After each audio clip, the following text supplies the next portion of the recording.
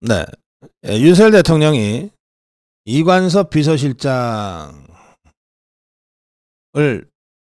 통해서 예, 이재명이 쪽에 천준호 비서실장한테 전화를 하게 하고, 그래서 이제 두 사람이 전화 통화를 했습니다.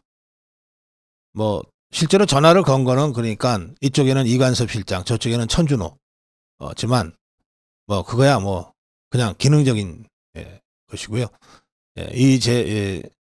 이재명이한테 윤석열 대통령이 직접 전화를 건 겁니다. 그래서 두 사람이 한 5분 정도 통화를 했습니다.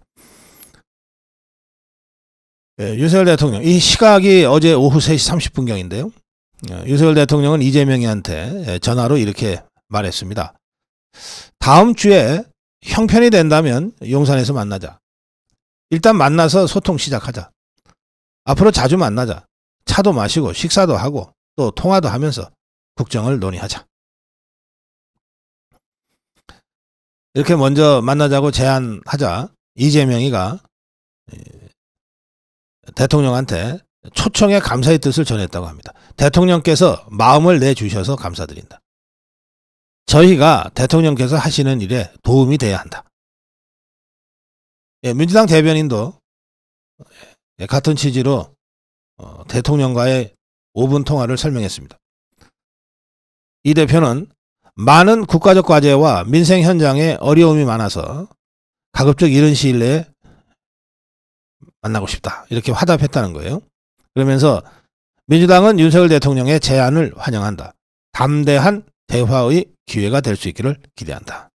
이렇게 논평했습니다. 이게 역대 정권에서 있었던 대통령과 야당 대표와의 회동과는 여러 가지로 좀 다릅니다. 우선 역대 정권에서는 대통령이 야당 대표한테 직접 전화해서 만나자고 한 적이 없습니다. 그건 이제 이를테면 대통령의 격이나 의전이나 이런 여러 가지에 맞지 않는 거라고 되게 간주가 됩니다. 그래서 대통령이 야당 대표하고 만날 때는 비서실장이나 정무수석을 야당 대표한테 보내서 대통령께서 이런 취지로 한번 만나자고 초청하신다. 그렇게 하면 이제 야당 대표가 뭐 감사하다, 고맙다. 그래 놓고 나서 그런데 그럼 언제 어떤 형식으로 이를테면 1대1 형식인지 1대3, 1대5 형식인지 그리고 또 주제는 뭘로 할 것인지 가지고 이제 조율에 들어가요. 이 조율에 들어가는 게 대통령실에서는 비서실장이고 저 야당 쪽에서도 이제 비서실장이나 뭐 이런 사람들이 나서서 이제 조율을 하죠. 그래서 조율을 한 다음에 회담 형식과 뭐 이 회동의 형식과 의제가 조율이 된 다음에 이제 만남이 이제 성사되는 거죠. 이걸 전부 다 깨버렸어요. 윤석열 대통령이. 우선 비서실장이나 정무수석 시켜서 초청한 것이 아니라 직접 전화로 만납시다 이렇게 된 겁니다. 그리고 이렇게 되니까 뭐 대통령과 이재명이가 그럼 무슨 얘기를 할까요? 이러고 조율할 수는 없잖아요. 그러니까 사실상 의제 제한 없이 뭐든지 얘기하자 이렇게 된 겁니다.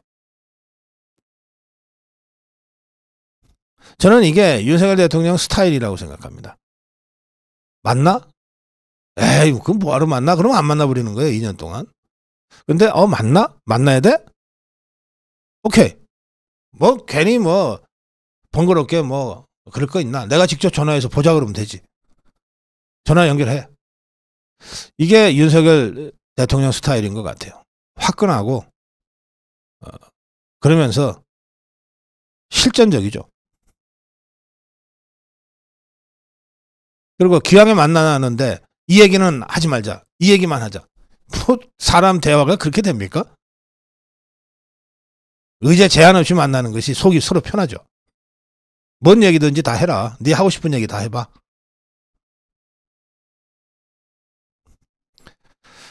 그래서 이번 윤석열 대통령이 이재명한테 직접 전화하고 다음 주쯤 만나자 그러고 뭔 얘기든지 다 하자. 그리고 앞으로 계속 만나자. 차도 마시고 밥도 먹고 뭐 필요하면 전화통화도 그때그때 하자라고 완전히 탁 터버린 거예요. 저는 이런 윤석열 대통령 스타일을 국민들이 지지할 거라고 생각합니다.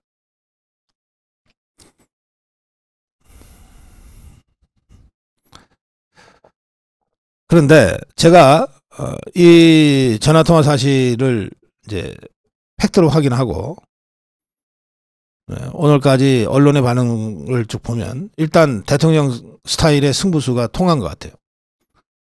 우선 이재명 측, 더불어민주당 측에서 이거 거부할 수도 없고 반대할 수도 없고 비난할 수도 없잖아요. 대부분의 언론들도 잘했다는 거 아닙니까? 왜 진작 이렇게 안 했냐? 이런 거 아닙니까? 일단 직접 전화해서 만나자고 한 대통령의 승부수는 제대로 통했다. 근데 제가 이 윤석열 스타일이다라고 하는 이 대목과 관련해서 사실은 한 가지 더 생각하는 대목이 있습니다. 여러분 이런 경험 있지 않습니까? 옛날에 그 골목길에서 딱지치기 하고 구슬치기 하면서 놀던 그때 다 골목대장이 있잖아요. 이제 여러분들 중에 골목대장 하신 분들이 많을 텐데 그때 내 밑에서 똘마니 노릇하던 사람이 사회 나와서 한 30년 40년 만에 만났는데 그 사람은 뭐 대기업의 사장이 돼 있고 여러분은 뭐 중소기업에 뭐 임원이 돼 있다 칩시다. 그렇게 해서 만났다고 쳐요. 그러면 여러분 기가 눌립니까? 기가 눌려요? 아니죠. 아무리 상대가 대기업 사장이라 하더라도 수십 년 전에 뒷골목에서 딱지치기 할 때 내 똘마니 했던 애는 여전히 똘마니인 거예요.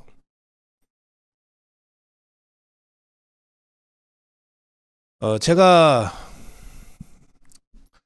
사실은 대선 때요. 지난 대선 때 그 울산에 우리 최대원아님이나 울산 아미고 몇 분이 간절히 발해서 제가 울산에 그 대선 때죠. 대선 때 울산에 취재차 내려갔다가 공교롭게 같은 시간대에 울산에 유세를 하러 내려온 윤석열 후보를 스치듯이 잠깐 한 5분 정도 찻집에 앉아서 본 적이 있어요.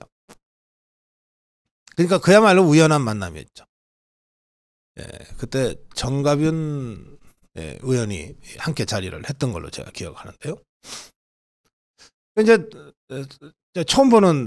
그때가 처음 보는 자리였습니다. 그때 제가 이렇게 윤석열 대통령 후보한테 불쑥 그 얘기를 했어요. 저는 이번 대선에 후보님이 승리할 거라고 확신합니다.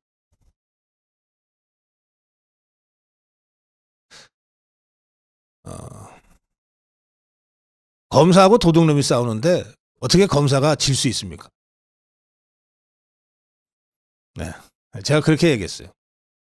윤석열 대통령 후보가 당시에 기분 좋게 껄껄 웃으면서 아이 근데 뭐 도둑놈도 도둑놈 나름이라 그렇게 농반 진반으로 그저 다 합쳐봤자 한 5분 정도 되는 짧은 시간이었는데 그렇게 만난 적이 있습니다. 아마 대통령은 기억 못 하실 거예요. 저는 그때의 그 대화가 이번에 윤석열 대통령이 이재명한테 전화를 직접 했다는 보도를 보면서 생각이 났어요. 결국 평생 도둑놈 때려잡고 강도 때려잡으면서 평생을 보낸 윤석열 대통령과 온갖 지저분한 범죄로 평생 살아온 잡범하고 만나는 겁니다. 만나기 전부터 이미 기세는 콱 꺾여 있는 거죠. 저는 그래서 많은 분들이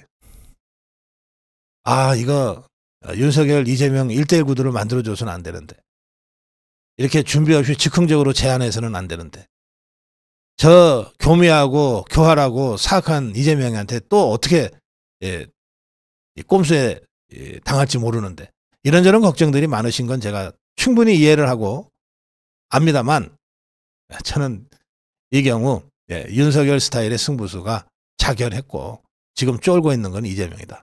그렇게 생각합니다. 여러분들 걱정하지 마시고 윤석열 대통령을 믿읍시다.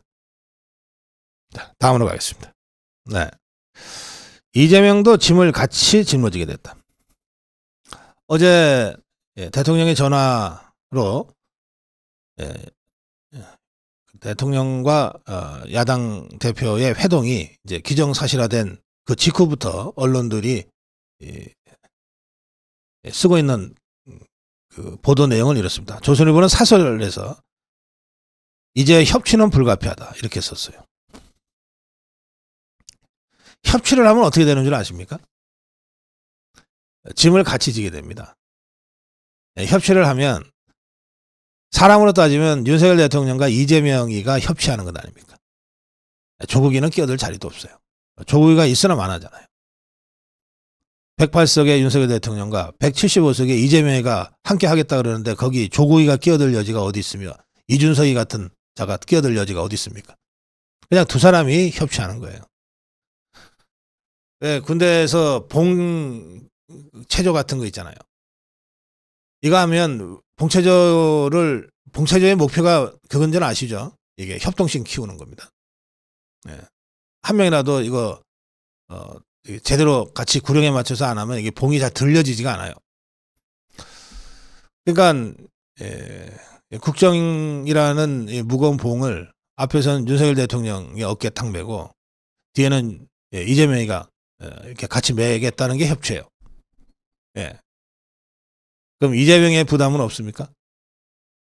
윤석열 대통령은 어차피 뭘 해도 국회에서 이재명이가 비토 놓으면 아무것도 못하게 돼 있습니다. 법 하나 통과시키지 못했습니다. 지난 2년 동안. 앞으로도 그렇게 돼 있어요. 선거 국회 구도가 그렇게 돼 있단 말이에요. 이거는 우리가 선택할 문제가 아닙니다. 이렇게 주어진 상황이에요. 그런 상태에서 둘이 같이 봉을 맸어요. 방향은 누가 잡습니까? 대통령인 윤석열 대통령이 잡는 거예요. 이쪽으로 간다. 따라오면서 낑낑 매면서 같이 봉 매줘야 되는 건 이재명이에요. 그럼 이재명은 왜 그런 손해 날 짓을 할까요?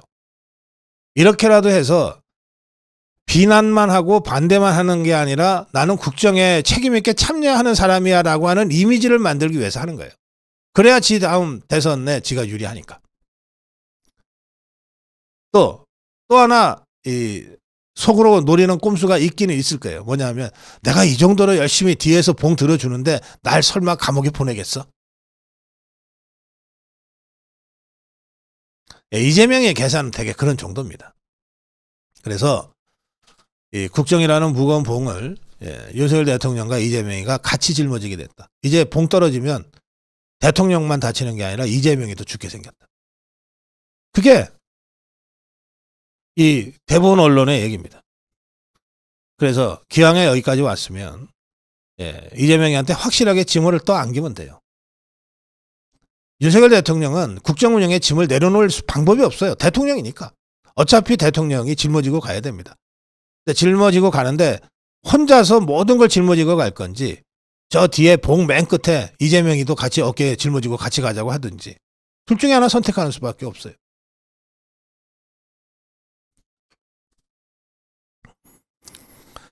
이를테면 당장 여러 현안들 있잖아요. 뭐 의료 사태 어쨌든 마무리해야죠. 민생대책도 이재명이가 사사건건 국회에서 시비 걸면 실효성 있는 대책을 할 수 있는 게 거의 없어요. 왜? 이건 돈을 써야 되는 일들인데 돈, 예산, 추경. 이재명이가 비토권 행사하면 못한단 말이에요. 노동개혁, 연금개혁, 교육개혁, 규제개혁. 이거 다 상당히 많은 부분은 입법사항이거든요. 이거 이재명이가 못하겠다고 버티면 아무리 하고 싶어도 못하는 거예요.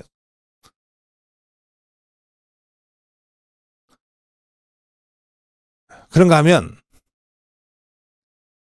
당장 한덕수 총리 유임론이 우세해지고 있습니다만 그래도 뭐 국면 전환을 위해서 바꿀 수 있죠. 그럴 경우에 총리 임명 동의안 이거 이재명이가 오케이 하지 않으면 누굴 추천해도 안 되게 돼 있습니다. 또 온갖 특검 하겠다고 저것들이 들고 다니는데 저것도 다 이재명이 버튼 눌러서 가동되고 있는 거 아니에요. 이거 이재명이가 아야 협치하자고 했는데 뭐 자꾸 특검이야 하면 특검 없어져요.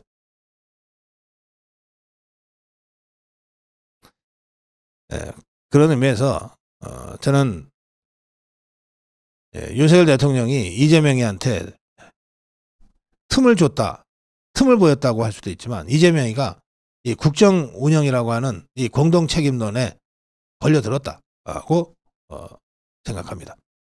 하기 나름인 거예요. 근데 봉체조 할 때 사실 저는 뭐 봉체조를 뭐 군대에 있을 때 좀 몇 번 해봤습니다만 가운데 끼어 있거나 뒤에 있으면 진짜 힘들어요. 이게 어디로 가는지도 모르고 어쨌든 버텨내야 되거든. 예. 어차피 짊어질 봉이라면 맨 앞에서 방향 타 하면서 짊어지는 게 훨씬 낫습니다. 어떤 경우에도 같이 봉을 들어도 윤석열 대통령이 최선두에 있다. 국정 운영의 책임자는 윤석열이다. 이런 점이 확고하게 있는 한 뭐 이재명이랑 협치를 하건 뭘 하건 저는 앞질러 걱정할 필요까지는 없다. 늘 경계는 해야 되지만 그런 말씀드립니다. 또 제가 어제도 논평했습니다. 저 좌파들이 지금 사실은 좌파들이 패닉에 빠진 상태예요. 야 이렇게 압박해서 윤석열 예전에 박근혜 끌어내리듯이 끌어내려버리면 간단한데 뭘 만난다 그러고 그러냐. 이 사실은 좌파들이 어제 윤석열 대통령의 승부수에 지금 상당히 당황한 상태입니다. 그러다 보니까 어제 연합뉴스 TV 토론에서도 자꾸 윤석열 대통령이 과연 여야 회동 대통령 야당 대표 회동한 후에 약속을 지키겠는가 이런 식으로 자꾸 처음부터 이게 의심을 하고 프레임을 덮어씌우려고 하더라고요. 그래서 제가 그랬죠. 아니 국민들은 박정희 대통령 존경한다 했더니 진짜 존경한 줄 알더라 라고 하는 식의 그 이재명의 사악한 거짓말에 치를 떨고 있다. 그래서 이재명이 저거 어떻게 믿냐라고 다들 걱정이다. 일단 대통령과 이재명이 만나서 약속해놓고 돌아서서 딴소리 하는 순간 이제 이재명이는 윤석열 대통령을 상대하는 게 아니라 국민을 상대하게 된다. 성난 국민을 직접 상대하게 될 거다. 아마 시겁하게 될 거다.